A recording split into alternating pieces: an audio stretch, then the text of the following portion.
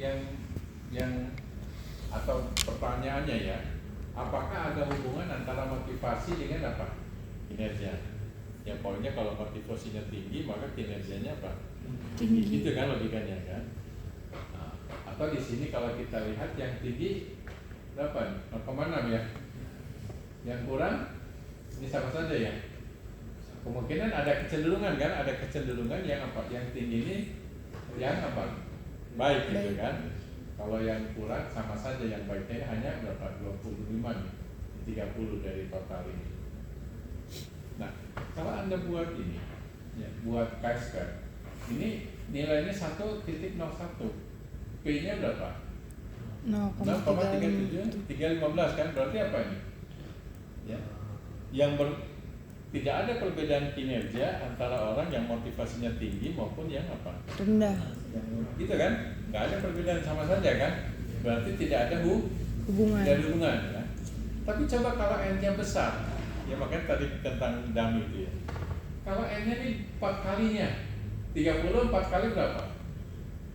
120. Ini 20 4 kali berapa? 80 ya.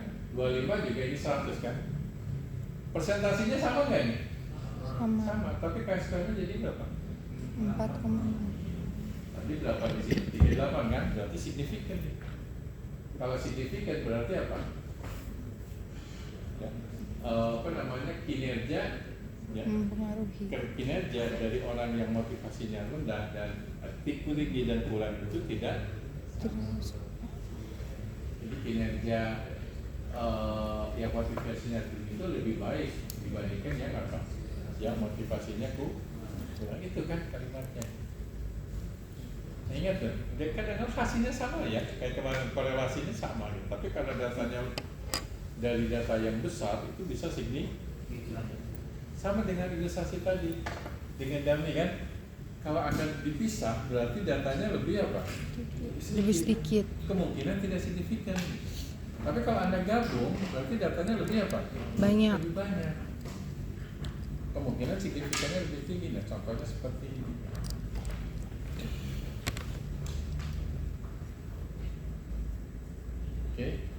Oke, tapi supaya ada review nanti PI-nya yang ini aja nih. Kalau PI kan satu kelompok juga kan bisa disilakan. Pak, kalau misalnya dari makin banyak berarti bukannya nanti malah jadi makin sensitif ya Pak? Maksudnya Sekarang gini, kalau data makin banyak makin representatif ya? Makin. Ya, makanya saya berani kan, emang berbeda. Tapi kalau datanya makin sedikit apa? Enggak kan? Enggak representatif kan?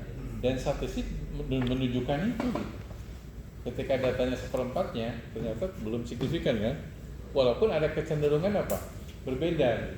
Tapi kalau Anda mengatakan berbeda, ya, berarti kesalahannya berapa nih? Kalau Anda mengatakan berbeda atau ada hubungan, kesalahannya berapa tadi? Kesalahannya berapa tadi? 31% kan? Kalau yang di sini, kalau kita menyatakan berbeda atau ada hubungan, 0,6%. wajar kita mengatakan salah 4% karena data yang dari apa? Cukup besar kan, 4 kali lipat. Tapi di sini kalau kita menyimpulkan satu, kesalahannya besar kan? Besar. Ya, makanya nggak berani karena datanya baru sedikit. Nah, artinya semakin sedikit data berarti tingkat kesalahannya lebih tinggi. Kemungkinan besar, wajar kan? Belum representatif. Tapi kalau datanya homogen ya nggak usah banyak-banyak lah. Seperti Anda misalkan, Anda mau beli beras misalkan ya, beras di pasar di karung gitu ya. Kira-kira beras di dalam karung sudah homogen nggak? Homogen. Kalau homogen mungkin tinggal diambil apa? Sekali tusuk aja kan? Iya. Jangan sampai Pak, menurut teori limit pusat dari central limit theory harus minimal berapa? 30 ya. Udah Anda tusuk sampai berapa? 30 nggak usah kalau sudah homogen banget. Atau mungkin Anda bikin sambal misalkan ya. Nyoba sambal rasa sekali atau sekali? 30 sekali aja cukup. Jadi kalau udah homogen udah cukup. Tapi kita kan kalau untuk yang kita nggak tahu lah gitu ya, paling tidak makin banyak makin representatif. Tadi. Nah ini nanti sebenarnya ceritanya di tentang sampling. Oke, nanti kalau Anda tesis misalkan, Pak, tentang sampling gimana? Ada, bisa lihat di YouTube ya, di metodologi penelitian ada itu terkait dengan sampling. Ada materinya, ada YouTube-nya, tinggal di download aja ya. Baik, jadi PM-nya ini saja, satu aja ya cukup ya. Kalau Alhamdulillah. tadi kan 2 ya, yang ini 3 1. dong PR-nya. Tapi satunya ada ABCD.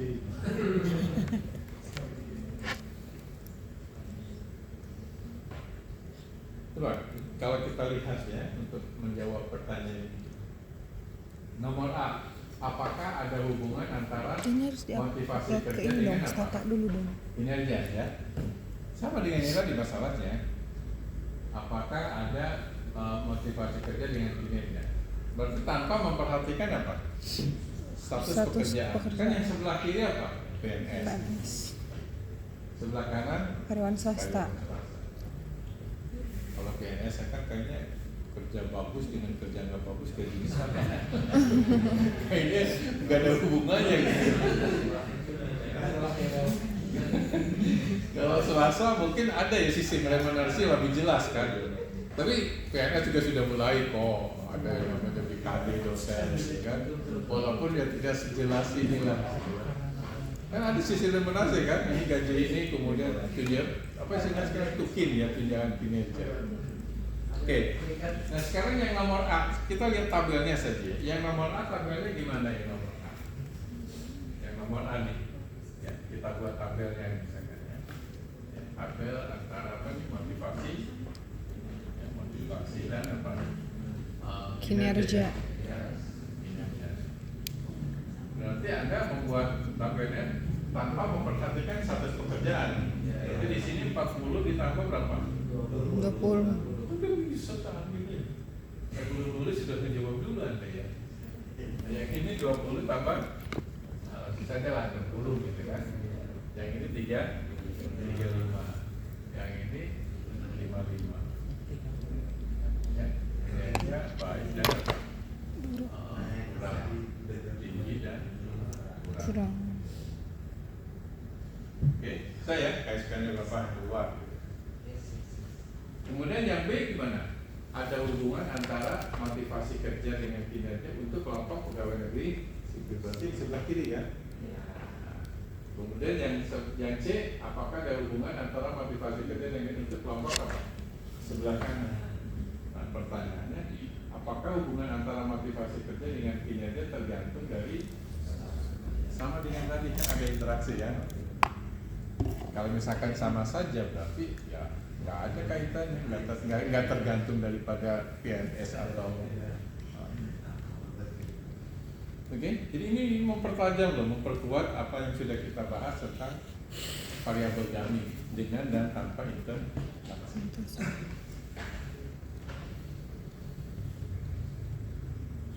Sip. Bisa lebih cepat ya harusnya jadwal berapa? 11.40 Prof. Kita kalau ada pertanyaan silakan, nanti kita bisa mengucapkan. Mohon izin Prof, tadi saya agak bingung di bagian kualitatif. Kalau setelah kualitatif kan dari tadi data-datanya data-data berbentuk angka ya, jadi kuantitatif. Nah kalau misalkan dalam bentuk kualitatif itu, apakah nanti setelah data kuantitatifnya kita selesaikan di dalam statanya, kemudian kita jabarkan menjadi analisa kualitatif, ataukah analisa kualitatif itu terpisah sendiri untuk diujinya? Kita lihat dulu ya. Datanya kan sebenarnya yang tadi ya, mana sebentar. Satu data mana tadi?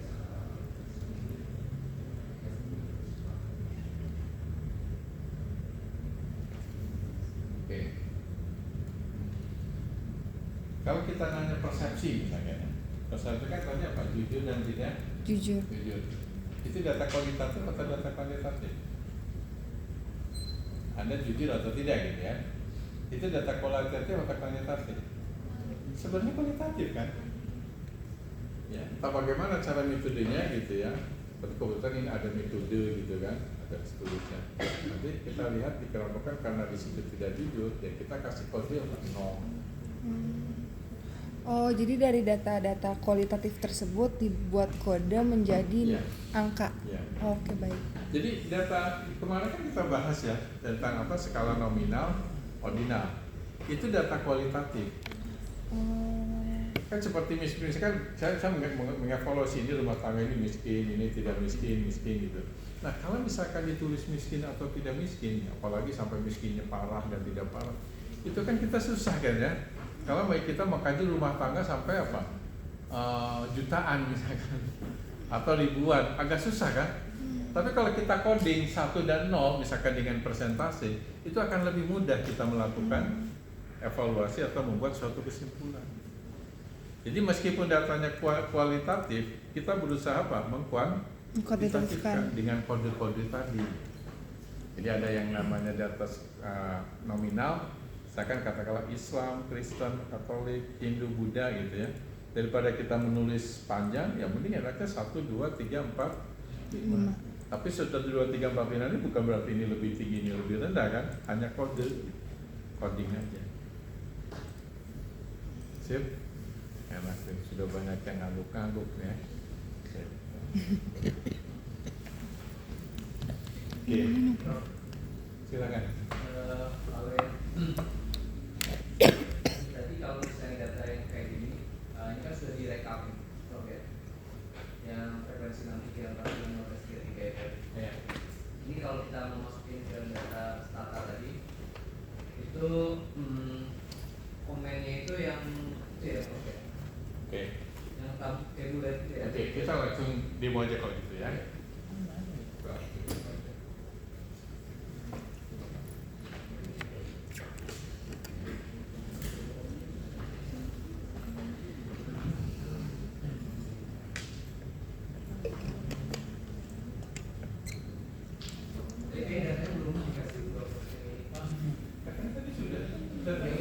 sudah. Udah Biantek, Bang. Oh iya, dari itu belum. Oh, beda ya, Prof? Oh, sudah ada nih. Oh iya, udah Biantek, Bang. Sudah ya. Nah, kita coba ya, coba di data kita menggunakan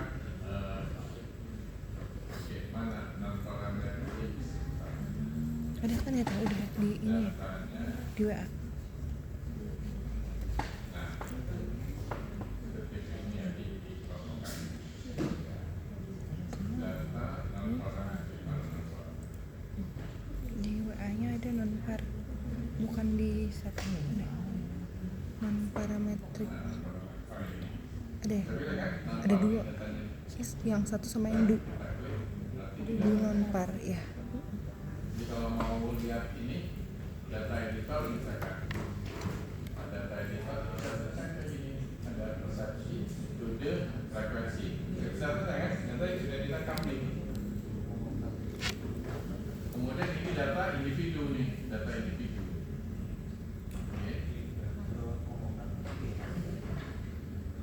Mau kejujuran itu Kemudian kan agak ada susah contoh nggak sih? perintah. Karena kan bisa aja dia ngaku yang jujur kalau dia bohong. Kita buka saja Windows apa filenya. Filenya kita buka file non-parametric. Nah ini file. Oh, Jadi semalam saya nggak tidur karena membuat ini gitu kan, kelas ini membuat apa di file besar gitu kan. Oke, nah kita coba satu-satu nih, misalkan kita membuat formula ini data yang ini ya, data yang sudah di apa direkap nih ya. Nah ini datanya. Itu begini kan datanya. Ya. Kemudian Anda membuat dengan PSQ-nya, tapi presentasi baris. Anda ditambah apa row kan di situ. PSQ dengan apa row. Nah, ini hasilnya. PSQ-nya. Kemudian dengan kolom misalkan. Ya, ini dengan kolom ini juga sudah ada misalkan. Ya, kemudian ditambah dengan apa? Expected value. Ya, frekuensi harapannya ini kan frekuensi. Nah, kemudian kalau kita menggunakan data individu yang banyak, berarti ada perintahnya apa? Nah, ini tulisan analisis jika datanya untuk masing-masing individu. Nah, Anda membuat kayak gitu.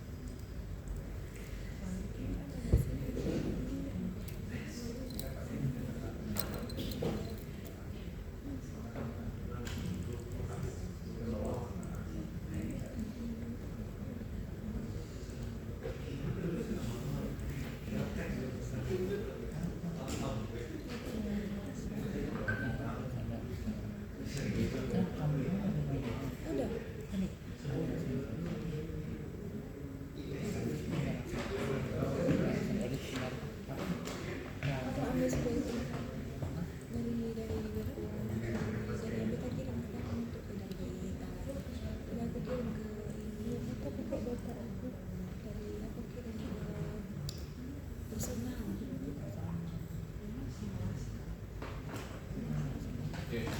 baik. Nanti ya, yang tadi ditanyakan. Dalam penelitian itu bisa saja datanya selain kualitatif ada jadi kuantitatif kan data itu. Kita misalkan saja contoh data di sini pendidikan misalkan ya kode 1, 2, 3 misalkan sudah yang tadi terkait dengan SD sekolah lanjutan. Kemudian jumlah anak. Kalau ini kan kuantitatif kan ya, merokok dan tidak merokok, hipertensi atau tidak, income, ini kuantitatif kan, skala rasio. Kemudian konsumsi, status pekerja, jadi data itu bisa kualitatif maupun kuantitatif. Tidak ada 4 skala pengukuran kan antara data yang kita kumpulkan. Oke. Nah ini seperti ini jumlah anak. Ya, sampai 7 misalnya pendidikan. Yang kayak gini agak susah nih, karena banyak yang apa? 0, 1 gitu kan. Nah itu kan bisa digabungkan. Kayak jumlah anak misalnya kayak mungkin ya kalau sedikit mungkin 0 atau mungkin KB ini 2 misalkan 3 atau mungkin barangkali Anda membuat gambaran ini 01, 2, 3 ini yang cukup misalkan ya. Ini yang kurang sedikit, ini yang banyak. Jadi kalau yang kayak gini sudah lebih jelas hubungannya. Kelihatannya pendidikan makin tinggi, anaknya makin apa? Makin sedikit. Ya sedikit. Karena saking sibuknya gitu ya. Tapi kalau yang pendidikannya rendah mungkin karena juga banyak sibuk, anaknya lebih banyak gitu kan. Oke. Saya jadi lebih jelas kan melihat hubungannya dibandingkan kita apa? Data kayak gini. Jadi kadang-kadang suka menggabungkan juga. Kadang-kadang mungkin ya ketika 3 nggak jelas, tapi ketika 2 kategori bisa jelas. Ya, misalkan tadi apa?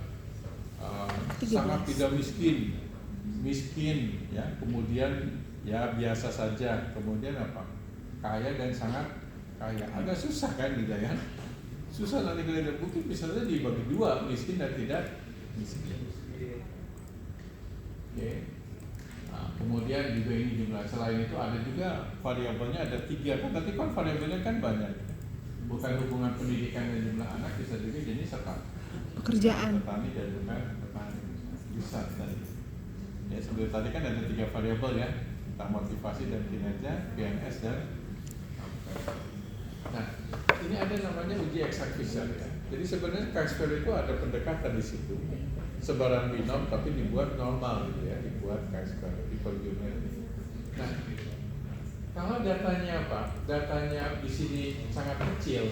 Yang ini, tadi kan maksimum berapa? 20% ya. Nilai harapannya antara 5 sampai 10. Ini kan datanya kecil ya di sini. Misalkan ini data apa? Data tentang variabel ya, B minus dengan B plus misalkan. Kemudian luar negeri dan dalam negeri mungkin hanya sedikit saja kasusnya misalnya 29. Sehingga tidak mungkin kita menggunakan apa Chi-square itu karena nilai harapannya apa banyak yang di bawah 10 gitu ya, bahkan hampir semuanya ya 3 sel itu kurang dari 10. Nah untuk menggunakan uji statistiknya Anda bisa menggunakan namanya uji eksak apa? Fisher.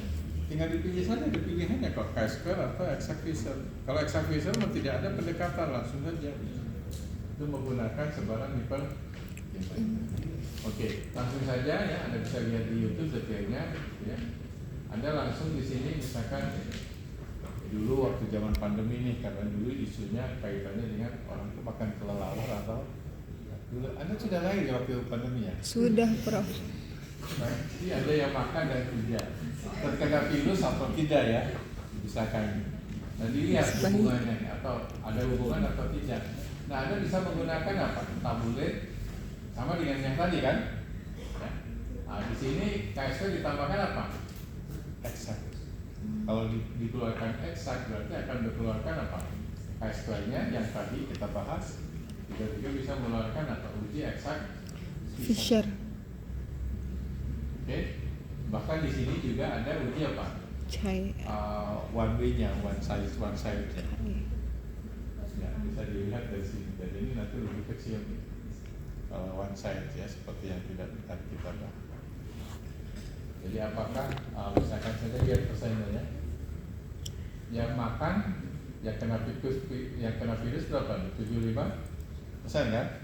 Kalau yang tidak makan berapa ini? 20. Jadi ada kecenderungan virus tadi ya, karena kemungkinan Makan ada kelelawar. hubungan dengan makan kelelawar. Dan ini p-value-nya berapa? 0,0. Dan kalau kita mengatakan bahwa yang makan itu cenderung lebih tinggi, itu kan satu arah kan? Kalau satu arah sebenarnya p-value-nya berapa? 0,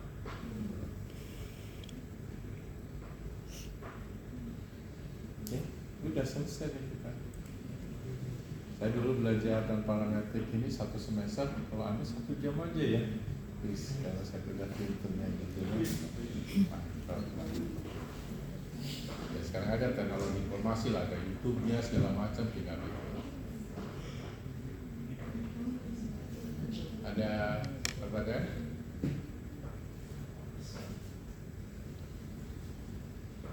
Nah, itu beberapa contoh saja ya. Ini kalau ada cerita. Kemudian ukuran kelihatan hubungan juga ada yang namanya, nah ini ada koefisien Pro, ada koefisien Kramer, ada persen gitu ya. Hubungan, ukuran kayak korelasi gitu ya, ini juga ada ukurannya. Kemudian koefisien Joule, itu hanya ini aja koefisien saja. Bisa dilihat di YouTube.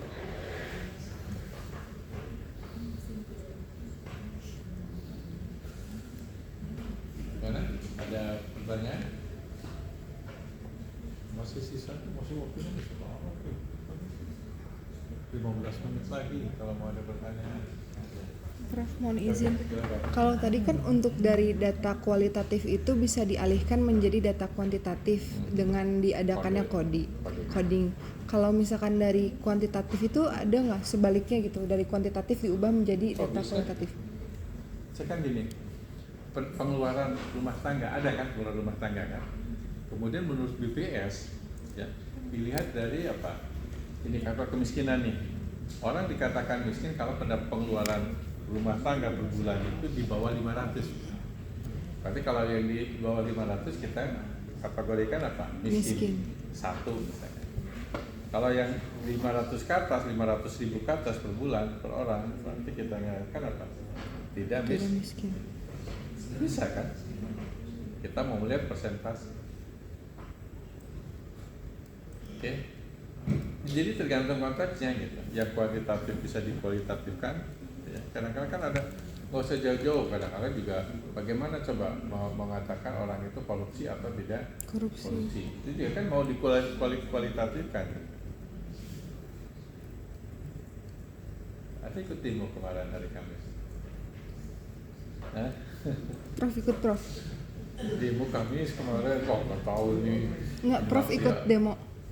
Demo itu demo yang ke DPR. Prof ikutan atau? Oh, enggak, saya sengaja. Sebenarnya saya hari Kamis ngajar, tapi karena saya antisipasi nih, mahasiswa ada pengen demo segala macam, saya hari Kamis itu dimajukan kuliahnya gitu. Ya khawatir dia mau, wah jadi kemerdekaan saya untuk berekspresi. Ya kita juga ngomong sih di Jawa Timur saya gini-gini. Rupanya IPB selalu kayaknya telat ya. Keluarnya hari Rabu, ya udahlah daripada enggak ya. Tapi yang penting saya sudah perlu nih. Karena rasanya agak ini juga ya, agak risih juga ya. Ketika MK membuat keputusan itu langsung DPR itu ngomong, wah kita bikin revisi undang-undang. Ini sebenarnya ujian itu mau ini ya, tugasnya tolong dikerjakan ya, karena untuk pemahaman Anda untuk menjadi tesis segala macam gitu ya. Nah, tapi nanti juga ada ujian biasanya UTS. UTS itu biasanya supaya saya enak meriksanya ya, pakai G-Form aja ya, Google Form. Ya, Google Form biasanya ada pilihan ganda atau ya, kalau pilihan ganda dengan biasa kan nggak belajar di Google Form ya tinggal pilih. Cep. Ujiannya offline atau online, Prof? Biasanya sekarang sudah offline semua ya. Kemarin soalnya Kalau yang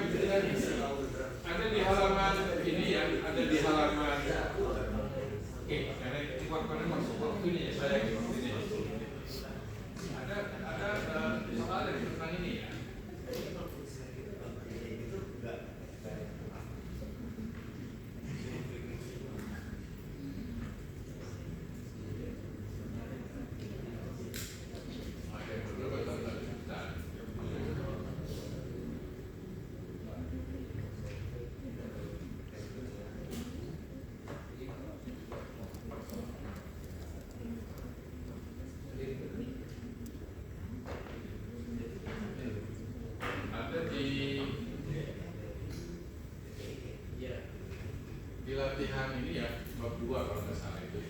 Bab 2 kan ada isi itu. Ada pertanyaan ini ya. Coba lihat di bab 2 di isi. Ada kan soal yang ini? Halaman 48. Jadi kita ada kalian mungkin Di soal buku. kayak ini ya kalau isi ya. Ya, kalau 48 coba pertanyaan. Ini ada di mikro kan? Nomor 4 ya, Prof. Biasanya kan kalau pendapatan makin tinggi, konsumsinya makin tinggi kan? Tinggi. Makin tinggi kan? Tapi kenaikan konsumsinya itu semakin berkurang nggak kira-kira? Kenaikan konsumsi. Tidak. Kan Anda sudah belajar kan yang diminisi itu, kondiminisi. Misalnya kalau konsumsi ya, konsumsi kan ada batasnya lah. Kan? Pertama mungkin ketika pendapatannya dari 500 ke 1000 misalkan 500.000 ke 1 juta mungkin naiknya sedikit, tapi dari ketika 1 juta ke 2 juta mungkin naiknya, tapi lama-lama kan semakin kecil kan. Bagaimana ini cara mengujinya sebab kecenderungan konsumsi marginal akan berkurang dengan meningkatnya pendapatan. Gimana itu? Menurut Anda?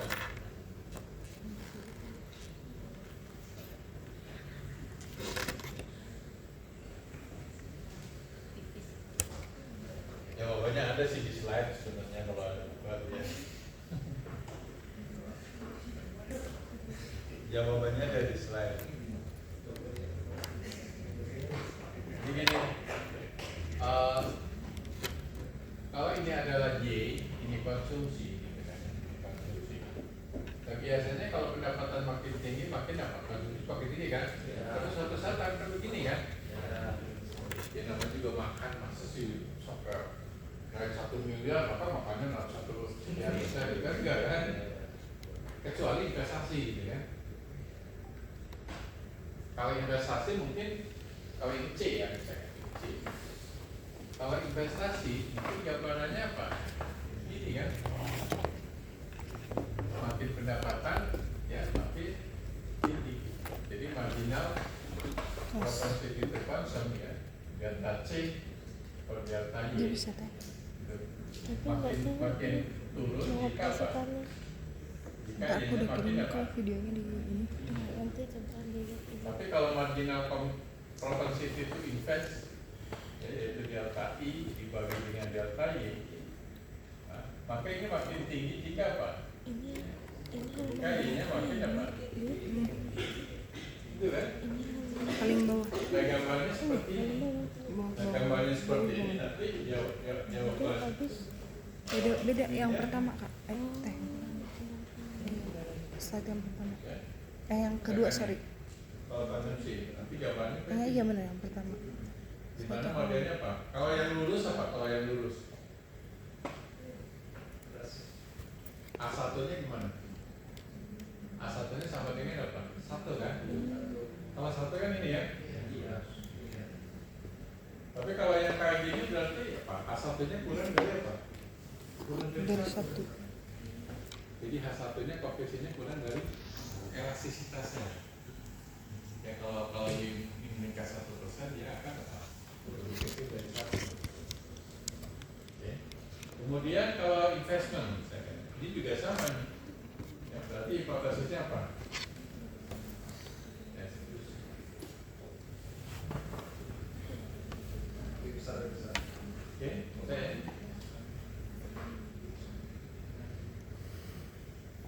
Ya, kalau tahapan ya seperti di buku ya, satu hipotesis, kemudian hipotesis, kemudian statistik ujinya, dan seterusnya. Misalkan mengambil ada kriteria, keputusan, ada tahapan-tahapan. Oke, bisa ya? Ada kan di buku itu? Ada, Prof. Silakan jawabannya kan ini. Di buku ada jawabannya. Enggak ada. Itu jawabannya tuh. Kemudian ada juga pertanyaan ini juga.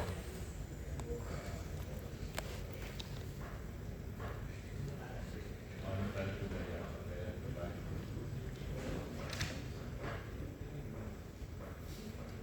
Coba yang ini nih. halaman 169. Dengan isi ada tadi ya, kalau isi kayak gini udah soal ini kan kita coba.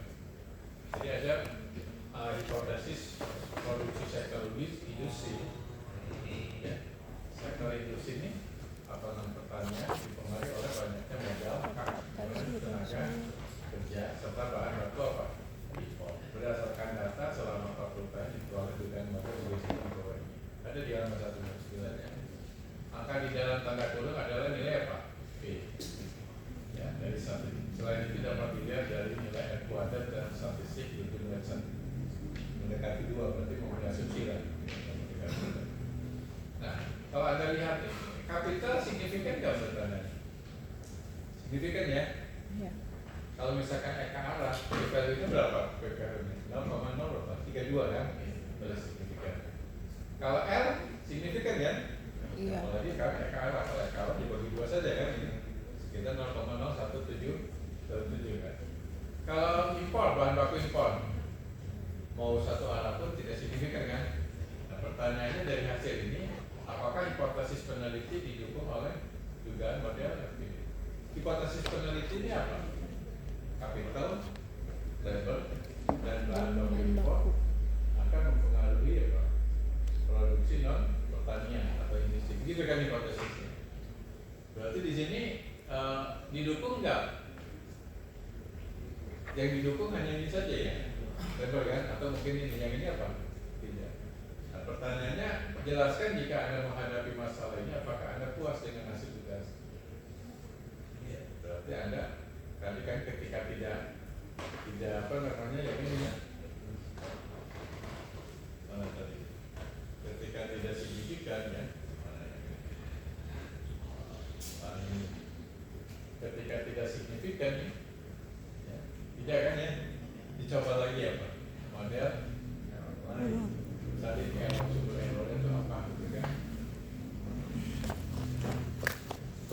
Nah, menurut Anda kira-kira apa? Ini ya sumber error ini. Coba Anda lihat, ada nggak omitted relevan variable dari fungsi produksi yang tadi? Ada nggak relatif omitted variable? Ada. Apa contohnya? Teknologi. Coba ini data time series kan? Kapital dan labor ya. Jadi labor 10 orang ya, 20 tahun yang lalu dengan 10 orang hari ini, kira-kira produktivitasnya mana yang lebih bagus, sama kan? Enggak kan? Tapi di dalam model ini dianggap apa? Sama. Nah, bagaimana memasukkan technological improvement, perbaikan teknologi, atau mungkin orang itu kualitasnya satu orang 20 tahun yang lalu dengan satu orang sekarang beda ya. Anda bisa memasukkan apa? Waktu. Nah, kan gini ya, bagaimana kalau memasukkan teknologi improvement itu itu dalam variabel, contohnya nih ya, sekarang kita lihat di jalan tol gitu ya, sudah tidak menggunakan orang lagi kan gitu ya. Ini teknologi ya, labor saving ya. Nah, kalau labor saving bisa Anda masukkan gini, dikalikan dengan apa? T. Time. Ya. Dengan T makin maju nih, mungkin output yang sama bisa dihasilkan dengan labor yang lebih sedikit kan, itu labor saving. Atau mungkin menggunakan kapital apa? Saving, yaitu K-nya dikali apa? T.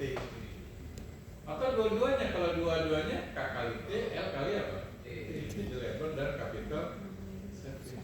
Bisa juga mungkin netral, yaitu T-nya di sini. Nah, tinggal mencari dari 3 alternatif model ini mana yang terbaik, seperti PR, edukasi